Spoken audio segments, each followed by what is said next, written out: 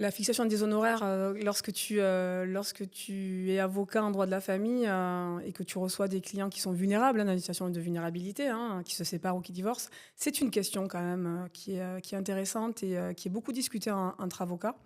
En ce qui me concerne, déjà, je ne fais pas d'honoraires à la tête du client. Ça, c'est quelque chose, je n'ai jamais fait ça et je ne ferai jamais ça. Mes honoraires sont établis, en fonction du temps et de l'investissement que j'apporte dans le dossier. C'est vraiment, important pour moi de le dire parce que, c'est du sur-mesure que je propose. Je ne fais jamais de copier-coller. L'accompagnement est vraiment haut de gamme et particulièrement, impactant pour la personne. J'accompagne dans le juridique et dans l'humain, pour arriver, à se sentir beaucoup plus apaisé, beaucoup plus sécurisé, dans le post-divorce, post-séparation. Et alors, du coup, la question des honoraires, finalement, à payer, c'est particulièrement bizarre parce que ça dépend de la valeur que tu perçois de la personne qui t'accompagne dans ton divorce. Si tu penses que tu peux divorcer, que tu es d'accord sur tout, qu'il n'y a aucun impact émotionnel sur ta vie et que ça fait longtemps que tu es séparé et qu'il n'y a pas de difficulté, ah ben là, les honoraires seront beaucoup moins élevés, effectivement, que si tu es englué dans un état de colère, d'émotions exacerbées, qu'il y a des sujets sur la prestation compensatoire, sur la pension alimentaire, sur la résidence des enfants. Ça, c'est particulièrement différent. Ce qui est certain, c'est que même si tu crois que tu te sépares amiablement, que tu divorces amiablement et que ce n'est pas un sujet, l'argent, la prestation, et que tu te fais mal accompagner avec un divorce low cost à 500 € sur Internet, alors que tu verras jamais l'avocat, parce que c'est ce qui existe encore aujourd'hui, malgré les recours du CNB. Si tu crois ça, tu vas droit dans le mur. Tu vas droit dans le mur parce que si tu crois que tu vas être accompagné et bien conseillé, c'est faux. Tu es face à, c'est pas un avocat, c'est un algorithme d'ordinateur qui fait, voilà, tu rentres tes informations. Apparemment, c'est ça. Et donc, en fait, tu fixes mal ta contribution, tu fixes mal tes devoirs, tes obligations et ce que tu aurais pu obtenir comme droit à l'issue de ta séparation, de ton divorce. Donc, rien ne vaut un avocat qui pratique le droit de la famille, qui va te conseiller de manière sur mesure à ta situation pour vraiment traiter le court, le moyen et le long terme. Les honoraires, finalement, c'est très subjectif parce que cette vision que tu as, cette sensation que tu as de valeur que t'apporte ton avocat, elle est particulièrement importante. Et moi, je ne parle pas finalement d'honoraires chers, pas chers. Ce qui est sûr, c'est que je sais quels sont mes accompagnements. Je sais quel impact ça a sur la vie de mes clientes et de mes clients. Je le sais puisque ça fait 12 ans que je suis avocate et que je les retourne et que j'ai souvent des clients qui me recontactent pour me donner des nouvelles dans leur vie. Ça, c'est magnifique, je trouve ça génial. Je sais l'impact que ça a et je sais que la valeur que je propose, elle est déjà sous-estimée quand je propose mes accompagnements. Donc, si des clients trouvent que c'est trop cher, c'est pas grave, nous sommes 77 000 avocats en France.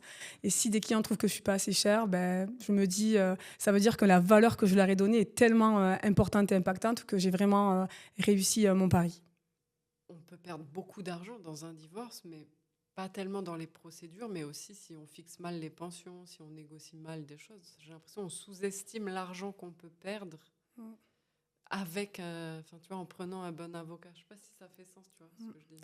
Quand on prend un avocat qui pratique le droit de la famille, tu peux avoir des conseils et des précisions et une anticipation sur l'avenir que tu ne pourrais pas avoir si tu te sépares tout seul, sans prendre d'avocat et sans homologuer ta convention, ou si tu prends un avocat sur Internet, low cost, qui ne t'a jamais vu et qui ne te verra jamais.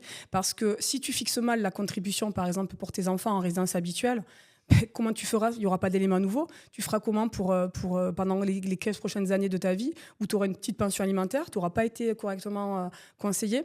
Non, l'impact en fait vraiment financier peut être énorme quand tu penses que divorcer low cost pas cher, c'est mieux. C'est plus sécure en réalité. Tu peux avoir des conséquences beaucoup plus importantes. Et puis, il y a aussi le fait, quand tu prends un avocat où tu veux acheter ta liberté rapidement, tu n'as pas les conseils adaptés, ben, ça peut aussi avoir des conséquences financièrement, mais aussi sur la durée par rapport à ta vie tout court, à ta vie quotidienne. Parce que tu auras peut-être besoin effectivement d'une somme d'argent plus importante que celle que tu auras préalablement décidé de mettre en place. Et si, par exemple, il y a une disparité entre tes revenus et celle de ton futur époux, enfin futur ex-époux, quoi, et que tu décides de ne pas fixer de prestations compensatoires parce que l'avocat low cost ne te l'a pas expliqué, ne te l'a pas conseillé, ben, tu te retrouves toujours avec tes 2 000 € par mois et lui, il va se retrouver avec ses 6 000 € par mois. Donc, en fait, la conséquence au moment de la rupture du divorce, enfin du mariage, elle peut être vraiment gravissime en fait, dans ta vie tous les jours, surtout si tu vis avec cet homme depuis 15 ans, depuis 20 ans.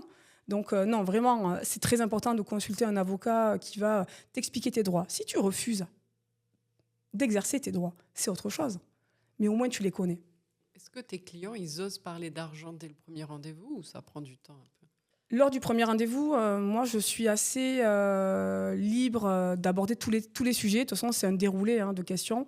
Et je suis tellement cash, je suis tellement énergique que mes clients n'ont aucune crainte à parler d'argent. Je les mets vraiment en confiance et on y va. Et il n'y a pas de difficulté par rapport à ça. C'est pas tabou du tout. Et est-ce qu'il y a des frais invisibles ou cachés d'un divorce qu'on ignore? Alors, si tu prends un avocat qui te fait payer au taux horaire et qui met 24 mois à te divorcer, effectivement, je pense que là, tu vas droit au mur parce que c'est compliqué de voir ton budget divorce, on va dire. Donc, moi, je propose des forfaits d'accompagnement et c'est sécurisé parce que je connais, ça fait 12 ans que je suis avocat, je sais que ça va me prendre quand même du temps, voilà, il va y avoir beaucoup de besoins, c'est très très très cadré et après je mets des options. Mais le client connaît le tarif. Je suis transparente avec mes honoraires dès le départ. Je ne supporterai pas qu'on puisse me faire ça dans un autre domaine, comme dans le domaine médical, par exemple, pour une opération ou quoi. Je ne supporterai pas que le médecin me dise pas les honoraires et que je découvre après être opéré ou en cours d'opération. Oula, va falloir payer une rallonge de 1 000 €. Ah non, je ne supporterai pas ça. Donc, je ne vais pas faire à autrui ce que je ne supporterai pas qu'on me fasse. J'ai moi-même eu recours à un avocat. En propriété intellectuelle, oui, j'ai eu recours à un avocat sur Paris, très niché. Et j'ai apprécié son professionnalisme, sa convention d'honoraires, ses conditions particulières d'exercice. J'ai trouvé ça super professionnel. Et je me suis sentie rassurée, bien prise en charge. Et ça m'a fait plaisir parce que je me suis dit, tu vois, tu appliques au droit de la famille, c'est quand même assez rare, les mêmes conditions d'accompagnement qu'un avocat qui fait quand même du droit des affaires, une autre matière plus contractualisée, quoi. Donc avec toi, on sait combien on va payer, quoi. Il n'y aura pas de surprise. Avec moi, il n'y aura pas de surprise. Je ne supporterai pas ça. Rien que l'idée, non, c'est pas possible. Les personnes qui se séparent et qui divorcent sont déjà dans une situation de vulnérabilité. Si en plus tu leur mets sur les épaules l'incertitude du coût de leur procédure, c'est atroce. C'est encore pire, en fait. C'est une double peine. En tant qu'avocate en droit de la famille, avec moi, tu sais toujours combien tu vas payer d'honoraires pour ta séparation ou ton divorce. Tout est clair et transparent. Est-ce que certains ils utilisent l'argent comme une arme contre l'autre? Dans des divorces surtout conflictuels, parce qu'en l'amiable, c'est pas la même démarche, effectivement, il y a des personnes qui utilisent l'argent comme une arme. Et c'est particulièrement triste et dangereux. Si tu tombes sur une avocate comme moi, par exemple, qui pratique de moins en moins le contentieux, parce que ça abîme, mais qui le pratique quand même encore, quand mon ou ma cliente n'a pas le choix, c'est là où j'accepte de partir dans un divorce judiciaire.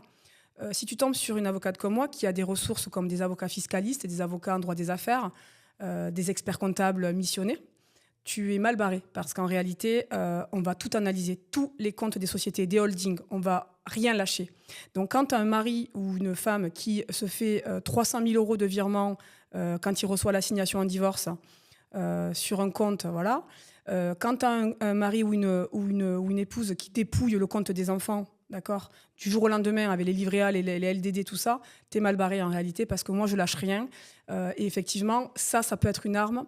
Mais je pense que d'être bien accompagné par un avocat qui pratique le droit de la famille, ça permet quand même d'être sécurisé et d'être bien conseillé et surtout en réactivité. Dépôt de plainte, au niveau de la banque, au niveau de... Ah oui, c'est quand même quelque chose de... Voilà, saisine du tribunal judiciaire par rapport au compte, parce que souvent, ça peut être le cas où ils sont en communauté. Et à ce moment-là, l'autre a agi contre la communauté, puisque quand tu prends 300 000 € d'un compte d'une société qui est commune et que tu le mets sur un autre compte où tu sais pas, où la femme découvre, où l'époux découvre l'existence de ce compte, enfin, c'est quand même, il y a des situations particulièrement ubuesques, incroyables. Et c'est des catégories socioprofessionnelles que tu ne te douterais même pas. Et ça arrive souvent que les comptes des enfants soient vidés. En 12 ans de carrière, j'ai eu le cas à peu près une dizaine de fois, ce qui est quand même déjà dramatique, hein. Par contre, ce que je constate en tant qu'avocate en droit de la famille, c'est l'asphyxie financière que vivent certaines femmes. Donc quand je dis et que j'affirme que parfois l'arme peut être le financier, c'est que l'homme peut utiliser l'argent comme levier d'arme contre son épouse, hein, ou sa conjointe. Parce que tout simplement, il va la mettre dans une situation de vulnérabilité financière et professionnelle. Et elle va se retrouver donc, dans une situation où elle ne va même pas savoir comment financer la location d'un appartement, prendre une caution. C'est quand même une violence financière. Je le vois de moins en moins, c'est vrai, je tiens à le souligner, mais ça existe encore.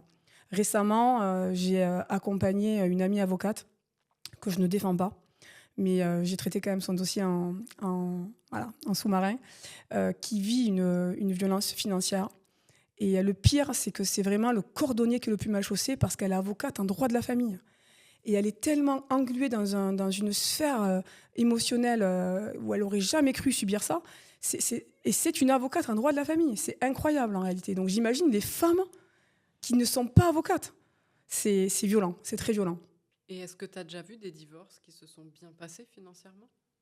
La plupart du temps, je constate des divorces qui se passent très bien financièrement, très équilibrés. On discute de l'argent, c'est pas tabou. On discute des conséquences que ça peut avoir aussi sur l'époux qui est débiteur ou l'épouse qui est débitrice. Parce que quand on fixe une pension alimentaire, voilà, c'est aussi, il faut prendre en compte celui qui va la payer et celui qui va la recevoir. Quand on fixe une prestation compensatoire, c'est la même chose.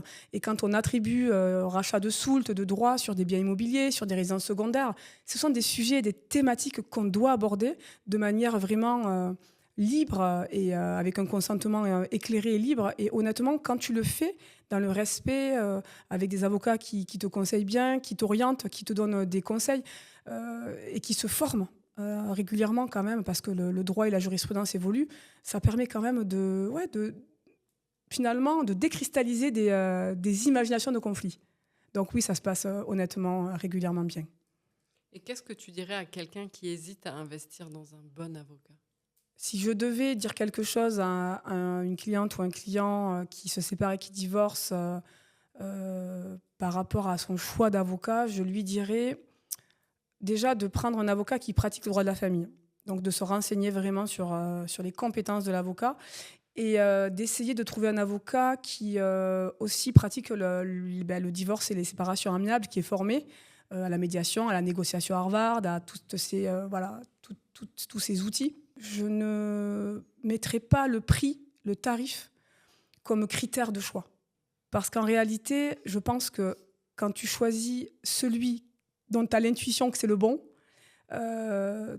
tu sens que ça va être une personne qui va t'accompagner à la hauteur de tes enjeux, à la hauteur des enjeux. Et si tu le choisis, et si on t'oriente vers cette personne-là, ou si tu tombes sur cette personne-là, c'est un peu, je veux dire, je parle encore de destin, mais c'est un peu comme si c'était pour toi. Ça peut être moi, ça peut être un autre. En tout cas, c'est un signe que c'est vers cet avocat-là que tu dois aller. Et ne t'interroge pas sur le tarif, parce que dans tous les cas, le tarif qui est proposé, c'est en tenant compte de tes besoins, de ta situation. Ça peut être peut-être à première vue élevé, mais tu seras forcément gagnante parce que de toute manière, tu auras besoin de cet accompagnement-là. Et il vaut mieux avoir un avocat qui te fixe un honoraire fixe, transparent, et que tu sais dans quoi tu t'engages, plutôt qu'un avocat qui va te dire « Ah ben moi, ça sera moitié moins cher », et à la fin, tu te retrouves avec une ardoise 3 fois plus. Voilà, c'est pas honnête. Donc, il vaut mieux que tu choisisses un avocat qui est honnête et qui est honnête avec toi, transparent, et qui te sécurise totalement dans ton accompagnement.